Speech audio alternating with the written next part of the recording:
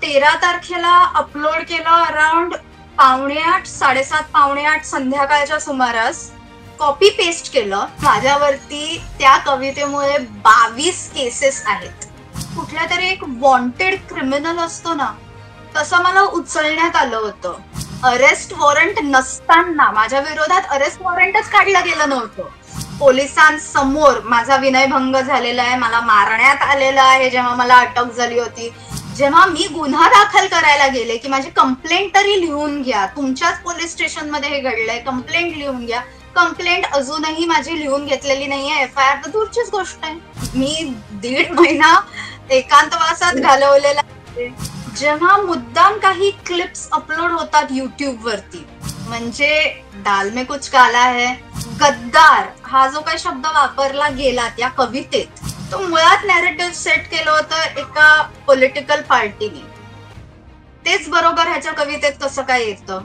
Performing आर्ट्सच्या clips अशा बाहेर अपसूक नाही ना पडत. ही सगळे तुम्ही बघाल तर तुम्हाला कळेल ही इकोसिस्टम आहे, बरोबर आखलेली इकोसिस्टम आहे. आतापर्यंत कधी कामराच्या तोंडून गद्दार हा शब्द निघाला नव्हता. बरोबर ह्याच कवितेत कसं काय निघालं? नमस्कार, मी सायली लुकतुके. आपण पाहत आहात हिंदुस्तान पोस्ट. कुणाल कामरा आणि त्याने राजकीय नेत्यांवर केलेली कविता या गोष्टी सध्या बऱ्याच प्रमाणात चर्चेत आहेत. अभिव्यक्ती स्वातंत्र्याच्या नावाखाली विरोधी पक्षही कुणाल कामराला पाठीशी घालत आहेत.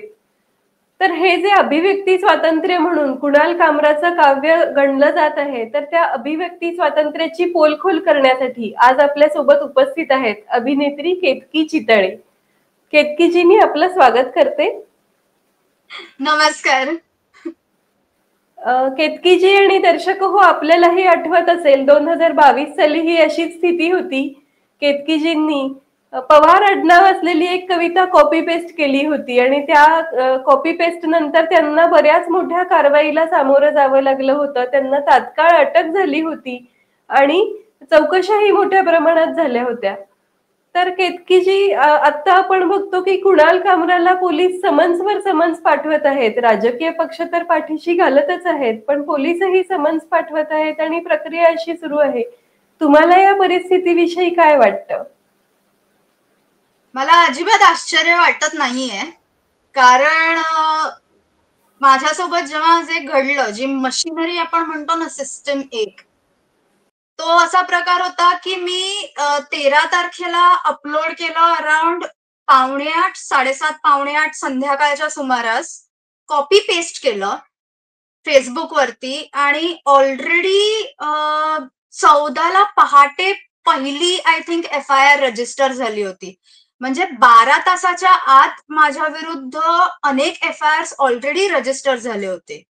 मला 24 तासाच्या आत अटक झाली होती. घरून डायरेक्ट कुठल्या तरी एक वॉन्टेड क्रिमिनल असतो ना, तसं मला उचलण्यात आलं होतं. सो ही जी लोक आहेत जे स्वतःला स्टँडअप कॉमेडियन म्हणवतात, आता कामरा घ्या किंवा समय रायना घ्या किंवा हा रणवीर आलुवा घ्या किंवा तन्मय भट घ्या किंवा ते इंडियन हे AIB इंडियन काहीतरी कॉमेडी असे काहीतरी आहेत. बेसिकली तुम्ही जर का बघाल, एक घोष म्हणून पण एक व्यक्ती होती अराउंड 2000 का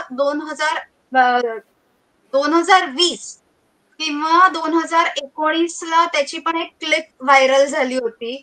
नंतर अजून एक अशीच एक 20-22 वर्षाची मुलगी होती जिची क्लिप त्याच सुमारास व्हायरल झाली होती 2020 साली.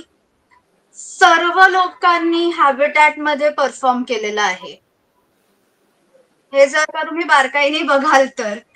आणि कुठलाही एक स्टँडअप कॉमेडियन म्हणा किंवा जी व्यक्ती परफॉर्मिंग आर्ट्स जे असतं ना, ते रेकॉर्ड जनरली केलं जात नाही. उलट लोकांना सांगण्यात येतं की तुम्ही रेकॉर्ड करू नका, कारण प्रत्येक वेळेला काय प्रत्येक ठिकाणी शोज लागलेले असतात ना. असे प्रत्येक ठिकाणी काय नवीन मटेरियल आणू शकत नाही ना माणूस. 1-2 जोक इकडचे तिकडे करेल, पण अख्खाच्या अख्खा जो कॉमेडी सेट असतो तो तर नाही बदलू शकत. त्यामुळे तुम्ही जर का बघाल, ह्यांचे शोज लागलेले असतात आणि हे हॅबिटॅट पासून सुरू होतात. त्यामुळे ते सुरुवातीलाच सांगतात की तुम्ही रेकॉर्ड नका करू, कृपया रेकॉर्ड नका करू. कारण पुढे जाऊन आम्हाला परफॉर्म करायचंय.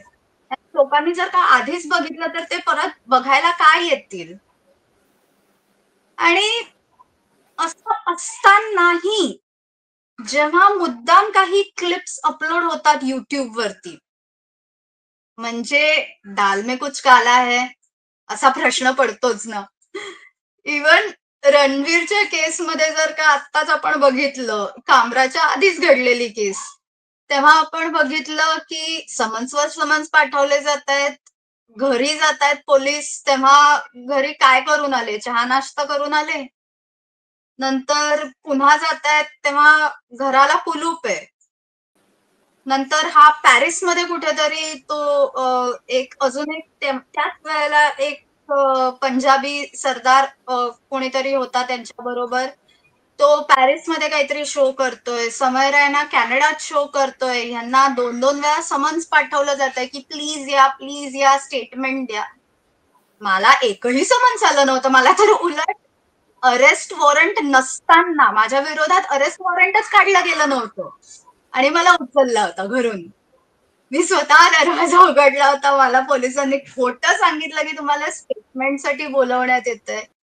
आणि असं असताना अर्थात पोलीस कधी स्टेटमेंटसाठी घरी येत नाहीत.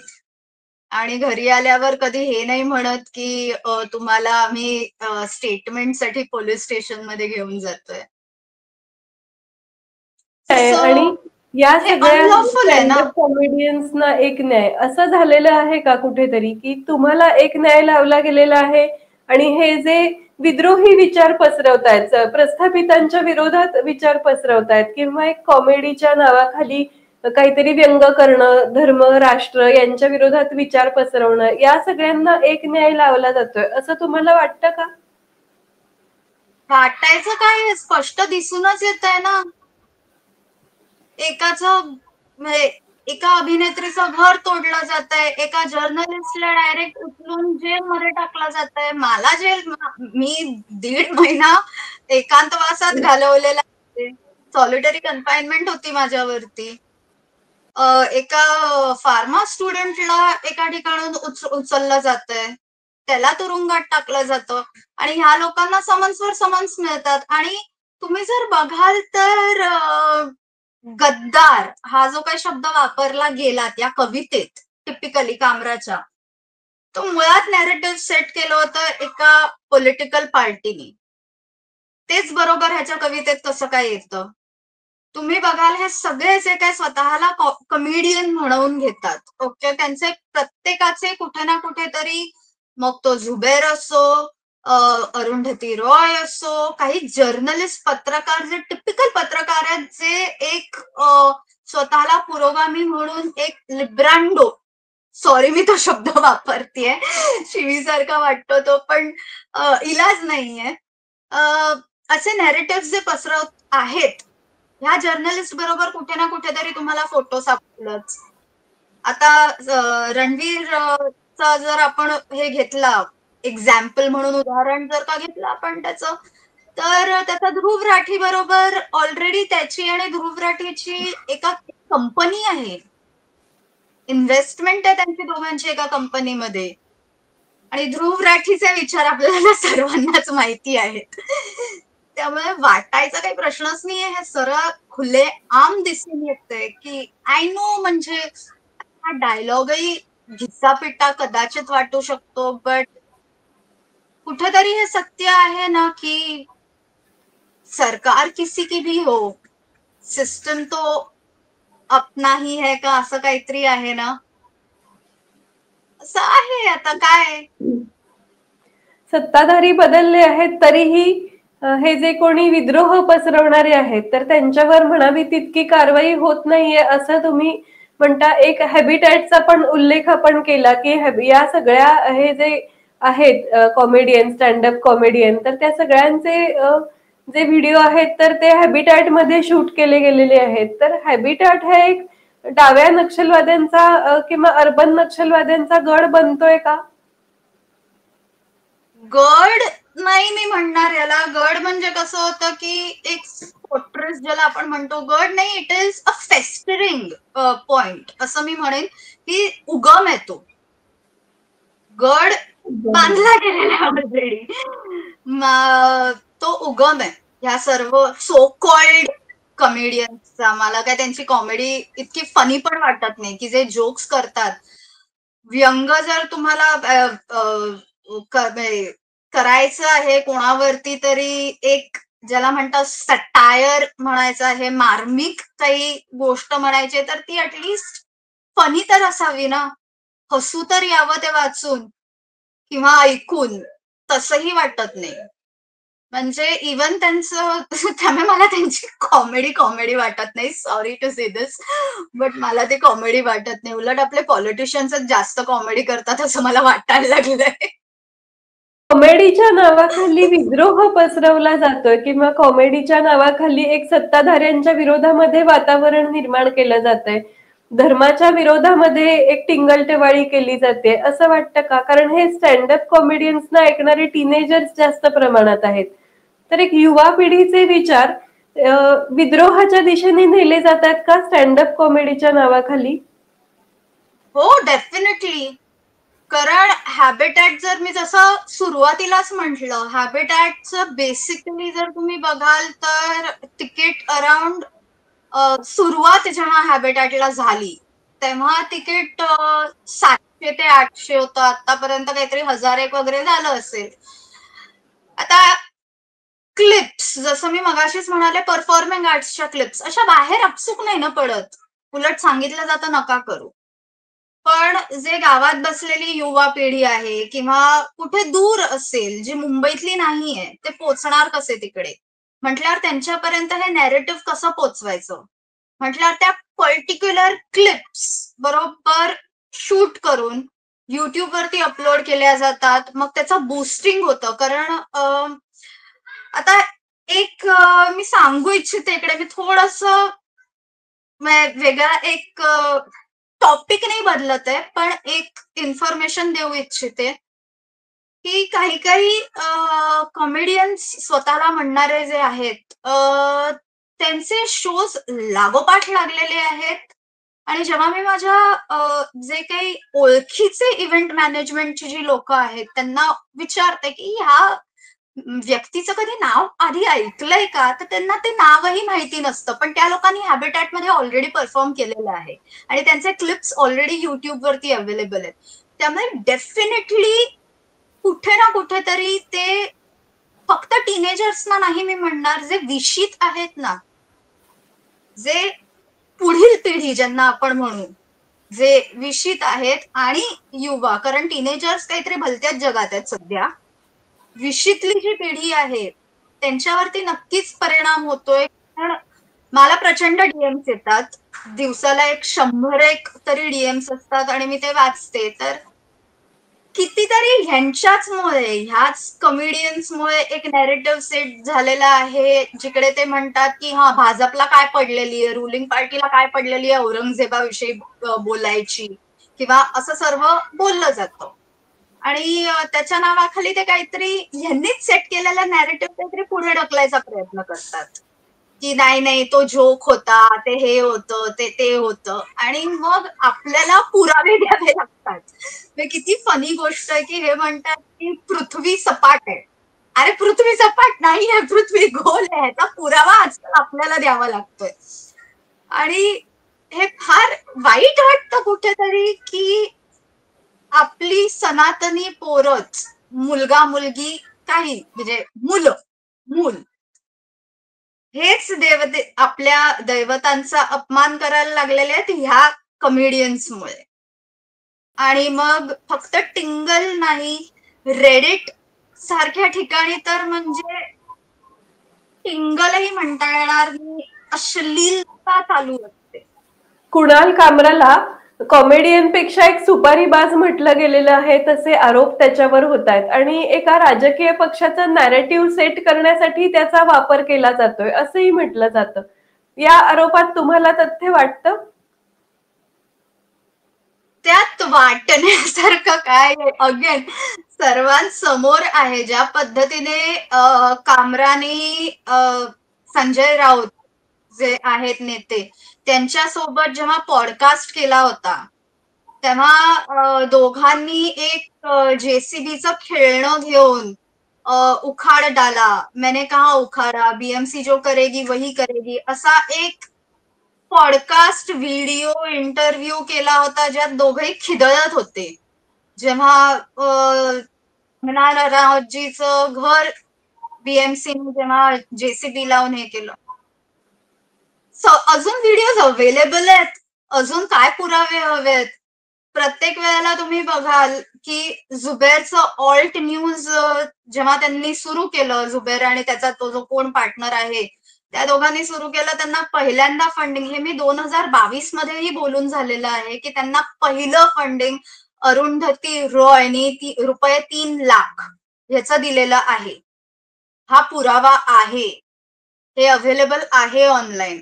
आणि त्याच व्यक्तीसोबत कामराचे फोटोज दिसतात आपल्याला, त्याच व्यक्तीसोबत आपल्याला सर्वांचे फोटो दिसतात.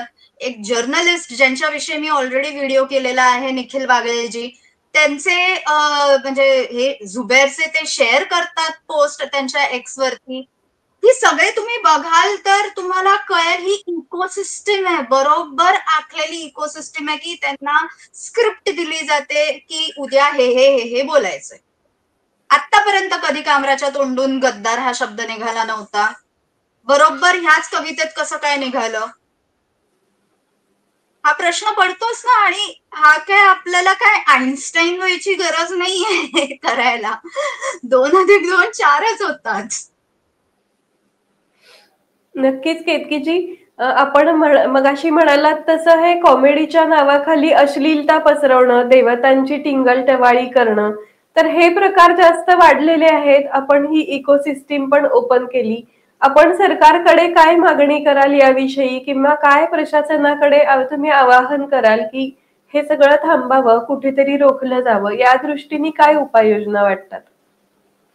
मी किती वेळा मी माझ्या लॉयर्स आम्ही किती वेळा म्हटलेलं आहे की या आम्हालाही सांगा, जे आदित्य ठाकरे म्हणाले की कामरा माफी क्यों मांगे, क्या शिंदे जी यदि गद्दार है तो उन्होंने सामने आके कहना चाहिए की हाँ मैं गद्दार हूं, तरच त्यांनी कामरा माफी मागेल वगैरे वगैरे.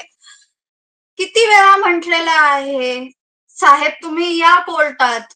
माझ्या केसमध्ये मी म्हणतेय, तुम्ही कोर्टात या, सांगा, बोला की ती कविता जी कोणी रचली होती, मी फक्त कॉपी पेस्ट केली होती, मी तर रचली नव्हती ती कविता, की ती तुमच्याविषयी नाहीये, एवढंच फक्त बोलायचंय ना. कुठे येत आहेत आता? तर मला तारीखही मिळत नाहीये. मग सरकार करतंय काय हा प्रश्न पडतो. सरकारने ज्युडिशियरीकडे पण लक्ष द्यावं की ज्युडिशियरी कशी वागतीये. एका व्यक्तीबरोबर एक पोलीस खातं तर जाऊच दे, त्यांच्याबद्दल मी किती बोलू आणि किती नाही असं होतं. कारण कळंबोली पोलीस स्टेशन मध्ये पोलिसांसमोर माझा विनयभंग झालेला आहे, मला मारण्यात आलेलं आहे जेव्हा मला अटक झाली होती. 14 तारखेला त्याच पोलीस स्टेशनमध्ये मला अटक होते आणि 15 तारखेला तेच पोलीस स्टेशन नवीन FIR लिहून घेतं त्याच गोष्टीसाठी, ज्या गोष्टीसाठी त्यांनी मला अटक केली होती. म्हणजे हे हास्यास्पद आहे ना. सरकारने ह्या गोष्टींकडे जरा लक्ष द्यावं की जेव्हा लॉ ऑलरेडी आहे, ठरलेला आहे की 24 तासाच्या आत एक केस अपलोड झाली पाहिजे त्यांच्या ह्याच्यावरती, साईटवरती, ती अपलोड व्हावी, ह्यासाठी इन्फ्रास्ट्रक्चर द्यावं पोलीस स्टेशन्सना. काही काही पोलीस स्टेशन्सकडे वायफाय नाहीये, इंटरनेट नाहीये, तर मग अशा ठिकाणी द्यावं. कारण मला तर आव्हाड महाराष्ट्रभर हिंडवणार होते, स्वतःच म्हणालेले की 200 ठिकाणी हिंडवू आम्ही हिला. अशा अशा ठिकाणी FIR जिकडे किलोमीटर आणि किलोमीटर इंटरनेटच नाहीये, मग ते अपलोड कसे करणार आहेत? तिकडे माझे केसेस आहेत, 20 केसेस आहेत. कसाबवरती फक्त एक केस होती, कसाब वरती एक केस होती आणि माझ्यावरती त्या कवितेमुळे 22 केसेस आहेत. 22, ज्याच्यावरती मला फक्त इंटरिम रिलीफ मिळालेला आहे आणि एका केसमध्ये मला बेल मिळाली आहे आणि मी बेलवरती आज बाहेर आहे.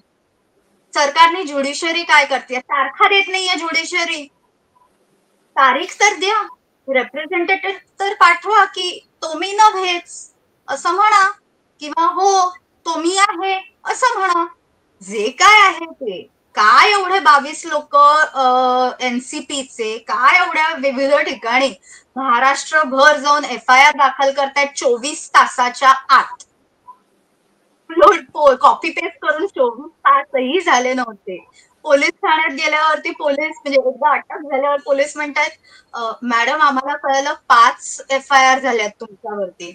दुसऱ्या दिवशी पोलीस सांगतायत की ऍक्च्युली मॅडम तुमच्यावरती 7 गुन्हे दाखल झालेत, 7 ठिकाणी FIR झालेत. नंतर कळतं 11 ठिकाणी झालेत. अरे रोज आकडा वाढतच चाललाय. ह्याला काही अर्थ आहे का? नाहीये, हे बेकायदेशीर आहे. आणि आपली ज्युडिशियरी काय करते याबद्दल? तारीखच देत नाहीये. सरकारने याकडे लक्ष द्यावे. न्याय प्रत्येकासाठी एक समान नाहीये, हे मी बोलून बोलून थकले आता. पुरुषासाठी बायकांसाठी न्याय समान नाही. जातीवादी न्याय आहे. नंतर आपले पॉलिटिकल व्ह्यू पॉइंट्स कसे आहेत ह्या विषयावरती न्याय वेगळा आहे. हेच जर मी डावी किंवा लिब्रांडू असते तर मला लगेच झुबैर सारखी काही तासात बेल मिळाली असती. पण मी उजवी आहे, मी देशभक्त आहे, देशप्रेमी आहे, देशासाठी लढायला तयार आहे म्हटल्यावर एकांतवास. असं नाही ना करून चालत. एवढा मार खाल्लेला आहे, मला मारलंय, माझा विनयभंग झालेला आहे, पोलीस नुसते बघ्याची भूमिका घेत होते, पोलीस ठाण्यात पोलीस स्टेशनात घडलंय हे सर्व. विमेन्स कमिशनने काय केलंय याबद्दल? केलेलं नाहीये. पुरावे देऊन सुद्धा विमेन्स कमिशननी काडी मात्र हालचाल केलेली नाहीये. जेव्हा मी गुन्हा दाखल करायला गेले की माझी कंप्लेंट तरी लिहून घ्या, तुमच्याच पोलीस स्टेशनमध्ये हे घडलंय, कंप्लेंट लिहून घ्या. कंप्लेंट अजूनही माझी लिहून घेतलेली नाहीये. FIR तर दूरचीच गोष्ट आहे.